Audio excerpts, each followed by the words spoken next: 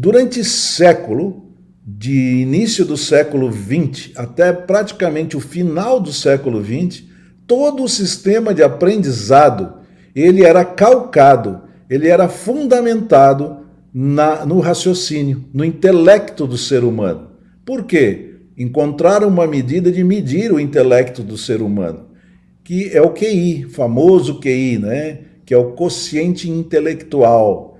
Pessoas mais inteligentes do lado do raciocínio teriam, então, a preferência de outras pessoas, porque são pessoas que têm um QI bastante elevado. Mas no próprio final do século passado, lá pela década de 90, nós começamos a trazer o conhecimento através da ciência e divulgar o que seria a inteligência emocional. E a inteligência emocional começou, então, a ser levada em consideração no processo de avaliação do ser humano. Processo esse que até então só via o lado intelectual. Mas, como digo, começa agora a trabalhar também o lado emocional.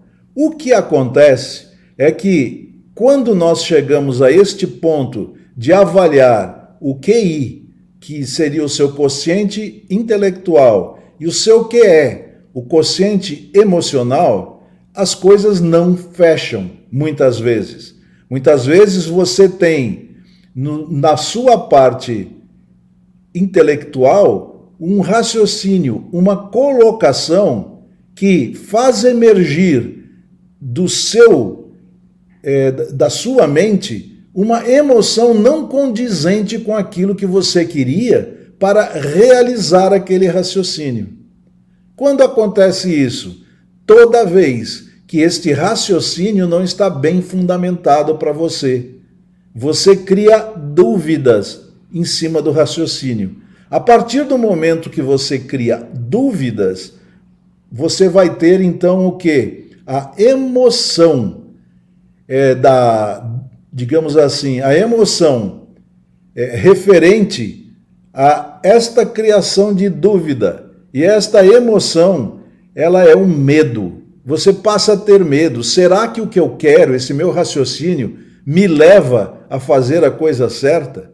Então, se há o medo, o que vai acontecer? A sua mente não fará com que aconteça isto que você está querendo fazer, que é este processo de raciocínio que você vem apresentando. Mas, como ambas, tanto o intelectual quanto o emocional, estão em dimensões diferentes, o intelectual é separado do emocional. Então, tudo que é problemas que aparecem no racional, ele tenta resolver do seu próprio lado, do intelectual.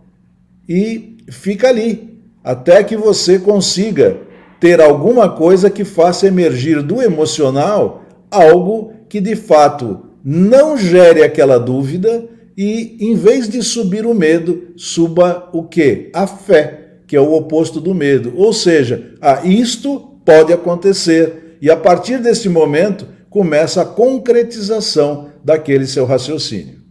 Então, isso aconteceu ao final do século passado. E o que nós vimos é que havia uma desarmonia, muitas vezes, entre o intelectual e o emocional.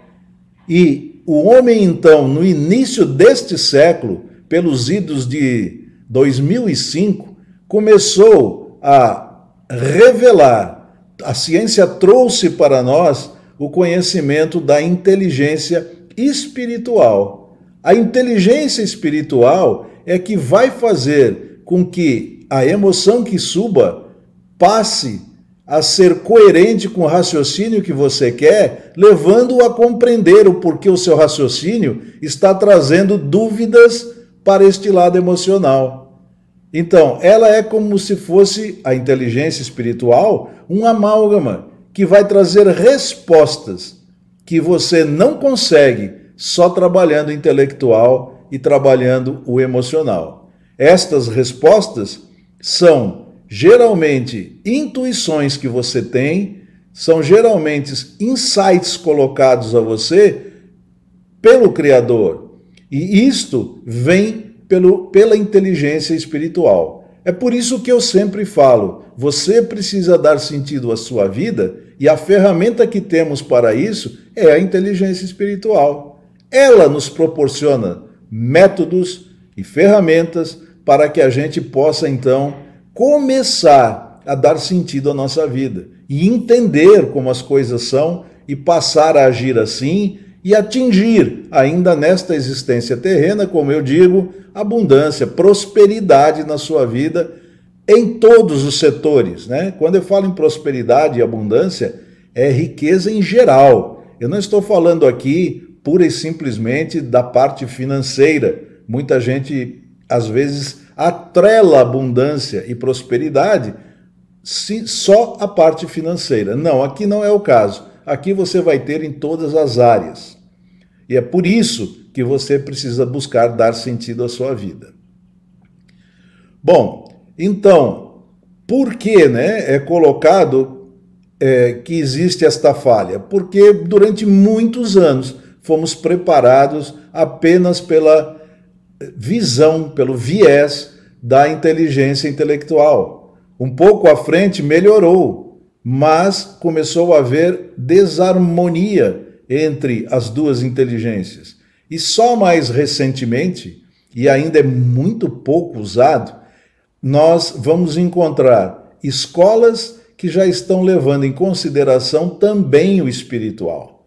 Hoje, já existem lugares onde você pode colocar valores nas crianças em que você, desde a sua infância, quando saem para frequentar a escola, já estão levando em consideração este lado espiritual. São poucas, sim, mas é um começo. E você pode trabalhar para que isto se realize na vida das pessoas que você ama, que você gosta, né? Por quê? Nós somos seres colaborativos e queremos o quê?